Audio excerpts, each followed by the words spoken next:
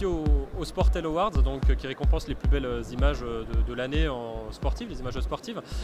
Moi, ma première question, c'est quelle est votre image sportive qui vous a le plus marqué en tant que joueur ou en tant que téléspectateur, en général? De la saison ou de Votre image qui vous a plu. Alors quand même que je te dise que le Sportel fête cette année ses 30 ans et que j'ai eu le privilège quasiment de faire la première édition, tu vois un peu ça remonte à des lustres, et qu'entre temps j'ai dû en faire une quinzaine. Donc je ne veux pas dire que j'y suis ici chez moi, ça serait une grande prétention, mais mes amitiés sont totales, y compris dans le monde de l'image et évidemment dans le champ du sport, puisque tu sais quand même que depuis toujours, l'image a des degrés divers dans toutes ces c'est un champ des possibles, on dira, tu vois, et les sportifs ici ont toujours trouvé quand même les très beaux terrains de relations, pas uniquement dans le commerce d'ailleurs.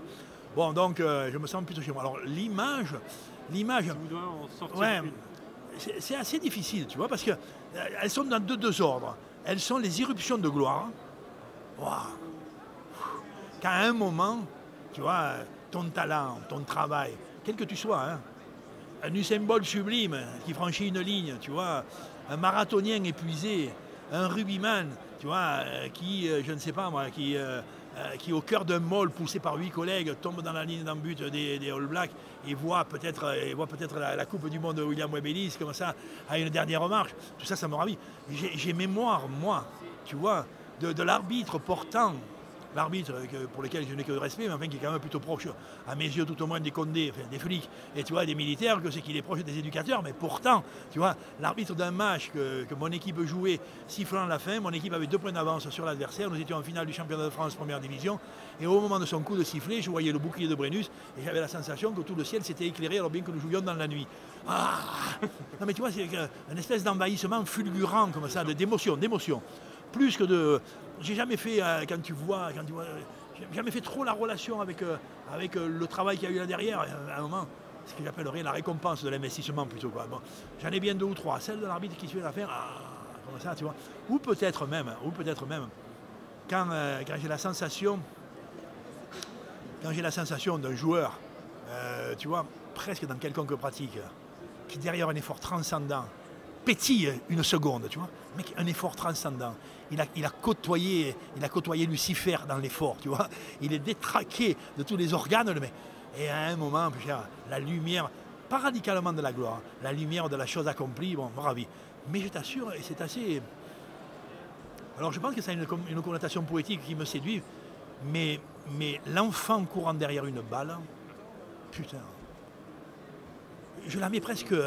tu en vois des photos, tu en as vu, dans tous les jeux, tu vois. L'enfant courant irradié derrière une balle. Comme si l'espace, l'écho de la joie, en conséquence, la joie donne du bonheur, quoi. Tu vois, d'une pratique de type sportif dans le corps d'un enfant, ça resterait peut-être moteur chez moi, tu vois. C'est-à-dire... l'image moteur. C'est elle qui me donne un coup. D'accord. Très bien. Maintenant, je vais vous poser une petite question aussi. C'est revenir un peu sur votre carrière et notamment sur vos meilleurs souvenirs et les moins bons.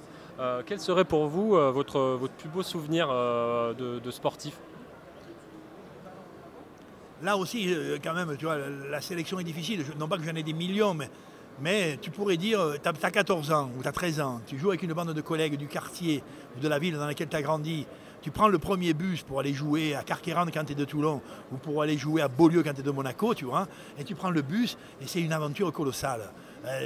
Et quand tu rentres sur le terrain avec les collègues, avec le vieux short de ton père, ça c'est une aventure colossale. Ça me marque et ça m'émeut encore aujourd'hui. Je le mettais dans les bons souvenirs. Mais ça revient un peu à l'image de l'enfance, tu vois ça. Et en même temps, après, derrière, quand même, encore une fois, dans les beaux souvenirs, je sais ce qu'a été le travail d'un entraîneur pendant des lustres, des années, tu vois, pour un jour gagner les huitièmes, gagner les quarts, gagner la demi, arriver en finale, tu vois, 40 000 ou 50 ou 80 000 personnes dans le stade, 30 000 personnes de ton pays qui viennent t'accompagner, voilà, et rentrer sur le terrain en ayant la sensation que tu es en proue d'une aventure sociale, qu'elle est joyeuse, bon, ça va, hein, qu'elle est quand même autour des rebonds impertinents d'une balle ovale, tu vois, mais quand même c'est très nourricier. Après, je sais aussi, je t'avoue, je sais en bonheur profond, quoi, hein. Je sais de mes joueurs blessés grièvement,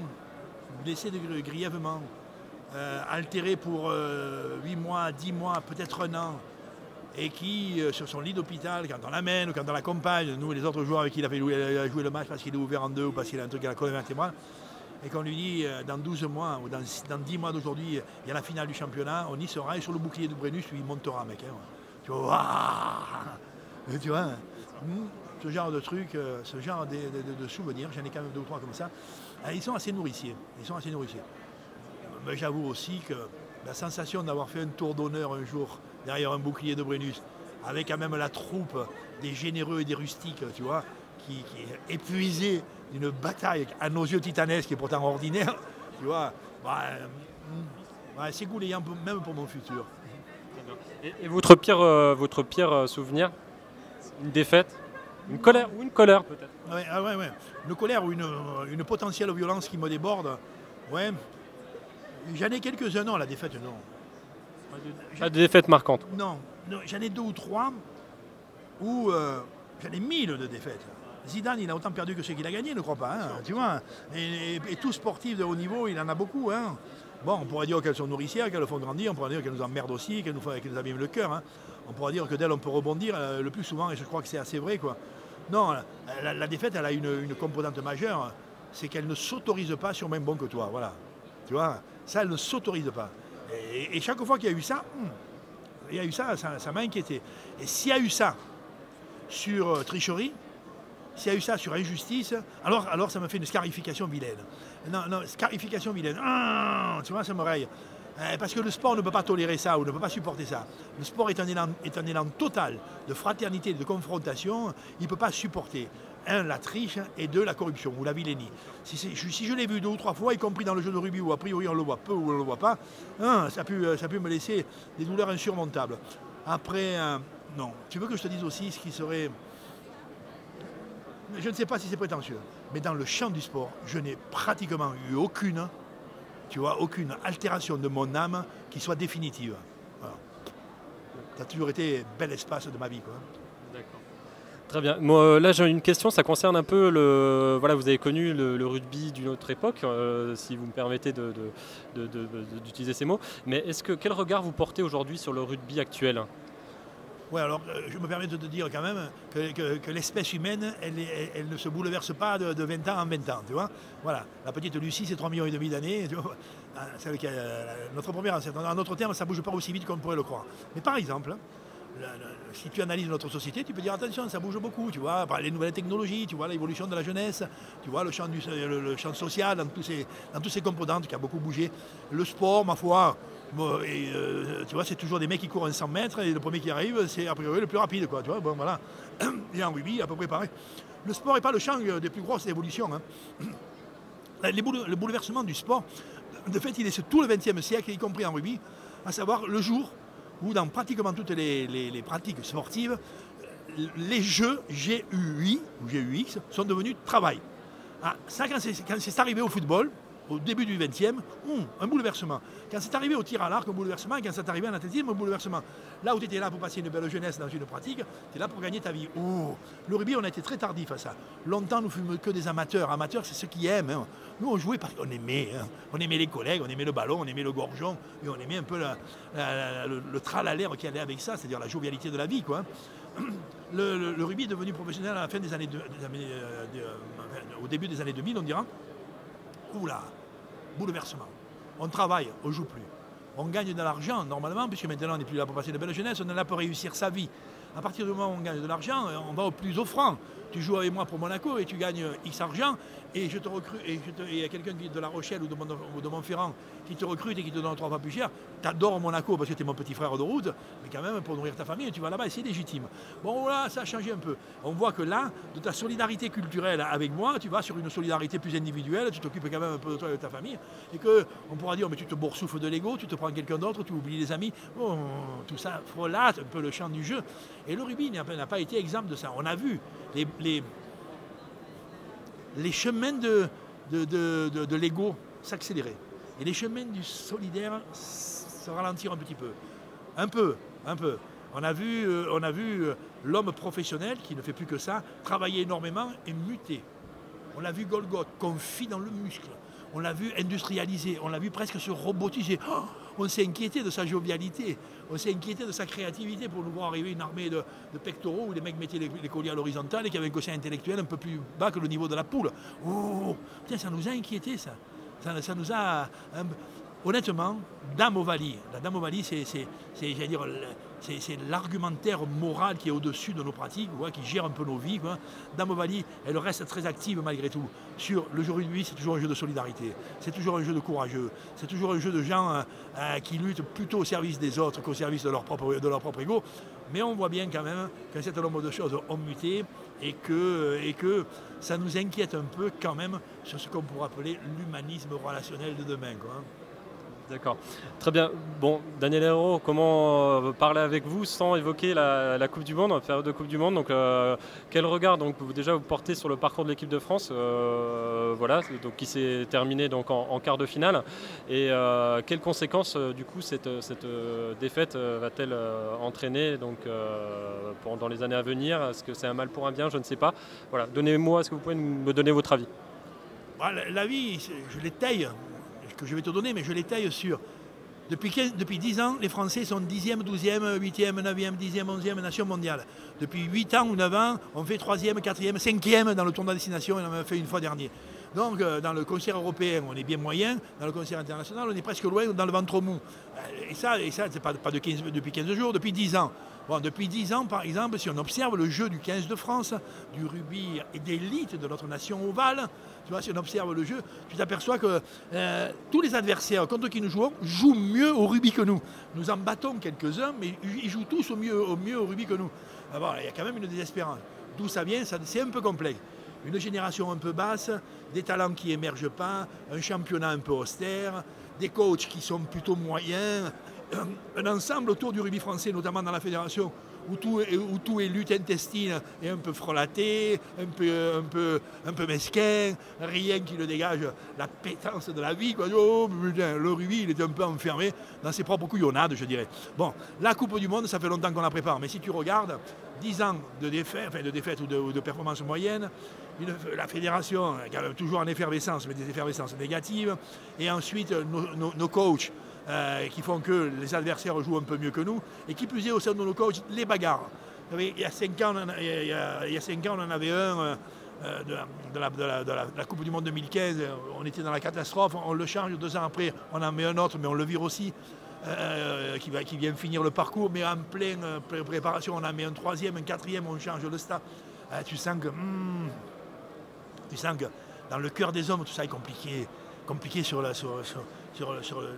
l'autorité naturelle, compliqué sur la transmission des entraîneurs entraînants, compliqué si tu me racontes un truc mais tu en penses un autre, compliqué sur quel est le système de jeu qu'on va jouer si vous êtes deux à un moment donné, deux différents, compliqué sur est-ce qu'à la fin de la Coupe du Monde je vais partir au frigo parce que toi tu m'aimes bien mais lui il ne peut pas m'encadrer.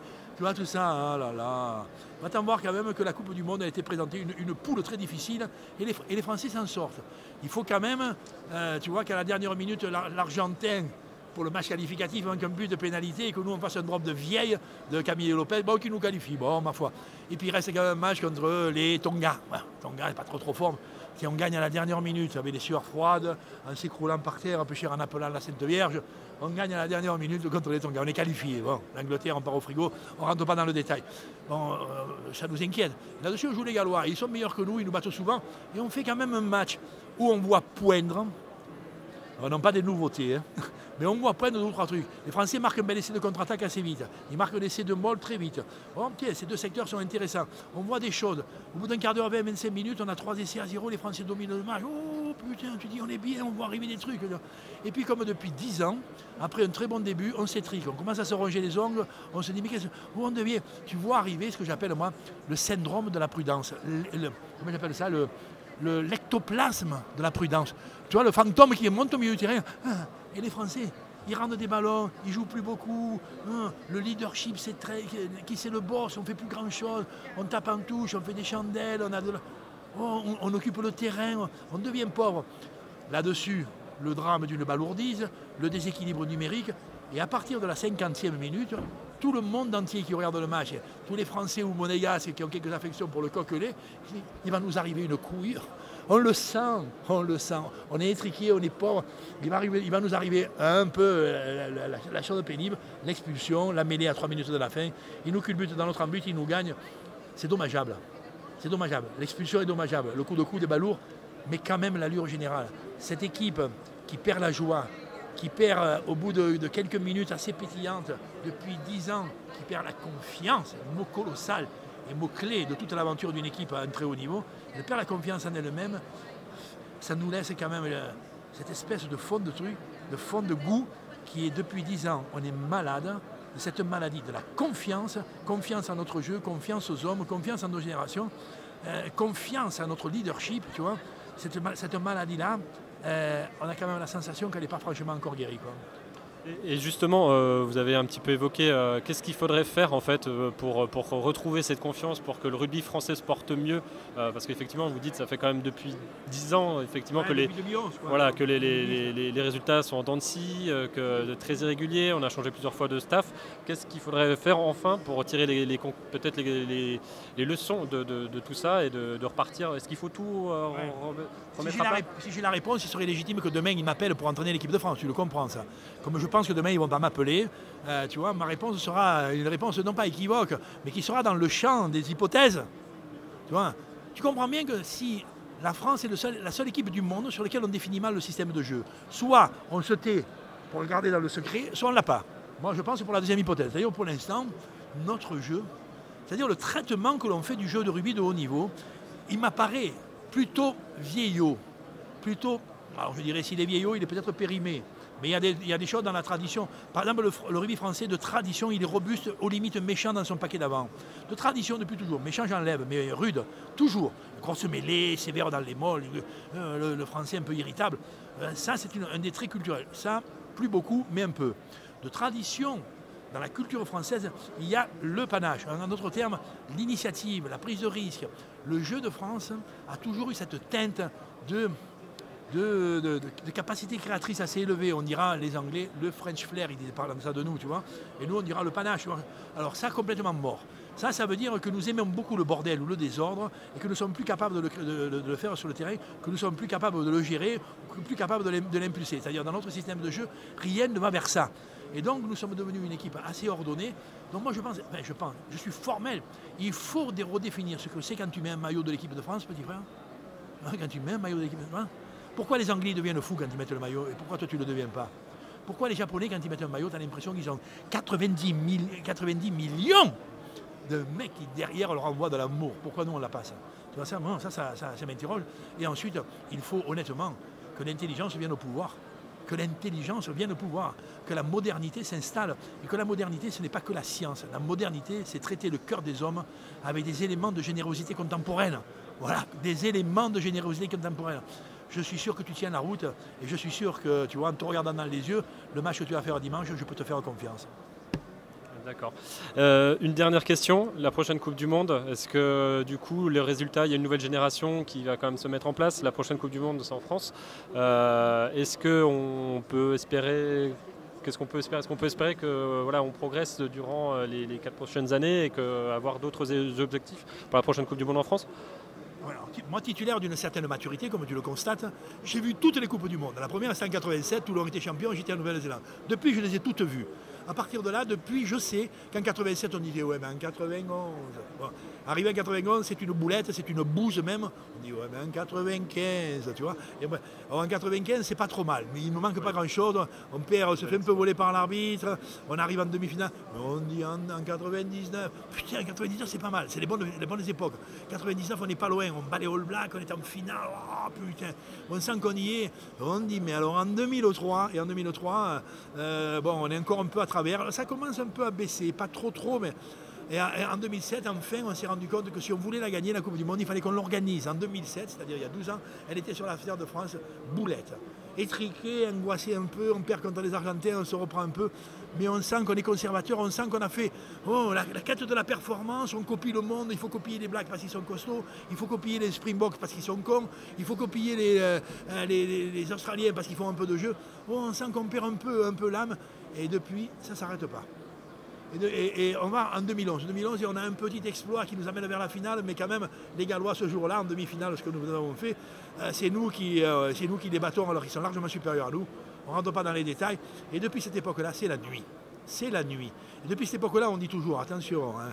Et depuis cette époque-là, on a changé notre regard sur le monde, qui fait que, tu vois, on vient de finir la Coupe du Monde, on parle déjà de la prochaine, mais on ne parle pas de 2020, 2021, de ces beaux tournois qui nous attendent, de ces aventures régulières, de ces compétitions intermédiaires qui doivent nous mettre une équipe de France en aventure. Et alors, effectivement, tu viens de le dire clairement, quand même, on va l'organiser, la Coupe du Monde. Elle a lieu sur la terre de France. C'est enthousiasmant, ça. C'est enthousiasmant. On doit amener le rugby de France vers un appétit. Putain, de jouer à la maison, de montrer cœur et corps des hommes, cœur et âme des hommes, tu vois, au plus haut niveau. Franchement, pour moi, c'est une belle espérance, ça. Mais par contre, j'ai quand même encore un peu la sensation que dans nos structures, tu vois, c'est gangréné je sais pas, c'est pas uniquement la cupidité, c'est pas uniquement la médiatisation, c'est pas uniquement la bêtise. C'est peut-être un ensemble de ces choses-là qui nous laissent penser que les matchs à livrer seront difficiles. Mais pourtant, la seule loi, tu vois, c'est l'enthousiasme collectif. Voilà, à tous les niveaux, collègues. Et s'il en manque un seul à l'appel, frigo. Voilà. Très bien. Je vais alors vous poser une toute dernière question. Sébastien Vamaina a annoncé sa retraite. Son geste, eh bien, malheureusement, a été un tournant du match, en tout cas. Quel regard, que pensez-vous de sa décision d'arrêter le rugby après ce geste, malheureusement, difficile? C'est un sujet de conscience. Sébastien Vamaina, il joue seconde ligne, il a 45 sélections. Seconde ligne, c'est des combattants. On pourrait presque dire dans la vieille métaphore, mais je l'aime guerre, c'était guerrier un peu pacifique quand même, lui il vient du Pacifique Sud, en plus c'est un Wallisien. Tu vois, c'est des hommes du grand combat, l'agressivité est au cœur de l'aventure, tous les matchs sont des défis, tu vois, de rudoyance, de domination de l'autre, le corps à corps. Il a une sollicitation de son agressivité régulière. Là, il a pété le boulard, mais il a pété le boulard 2 ou 3 fois dans la carrière et dans les temps récents. Ça lui laisse une petite plaie. Là, il pète le boulard et c'est plus une bêtise, c'est plus une couillonnade, c'est une faute. Là, c'est une faute. Elle amène la France dans les ténèbres et elle amène lui dans le drame personnel de fait. C'est lourd. C'est lourd. C'est lourd parce que la faute, c'est souvent aux limites du pardon ou quasiment dans la zone de l'impardonnable. Donc la faute est grave, quoi. Hein. Donc moi, je dirais compassion, mais sanction. Enfant de France et porteur du maillot, tu es condamné à l'excellence. Tu es condamné à l'excellence. On peut voir les zones d'irritation, on peut voir les espaces, tu vois, de fragilité. Mais les franchissements comme ça de l'ultime, quoi, du tabou, d'ailleurs la violence délibérée, à plus forte raison dans ce niveau de compétition, là où il n'y a que les seigneurs qui sont invités. Hein. Là, voilà. Non, là, je suis désolé. Mon cœur est, si tu veux, est la lecture de mon âme dans les 50 dernières années face au jeu de rugby. Je les ai vus tous les dimanches, ce comportement-là. Je les ai vus 1000 fois. Je les ai vus chez les moralisateurs régressifs, ceux qui aujourd'hui tirent les oreilles. Je les ai vus sur les bourricots olympiques qui, avec 2 concepts alignés d'humanisme, semblent nous dire que ça, tu vois, c'est préjudiciable.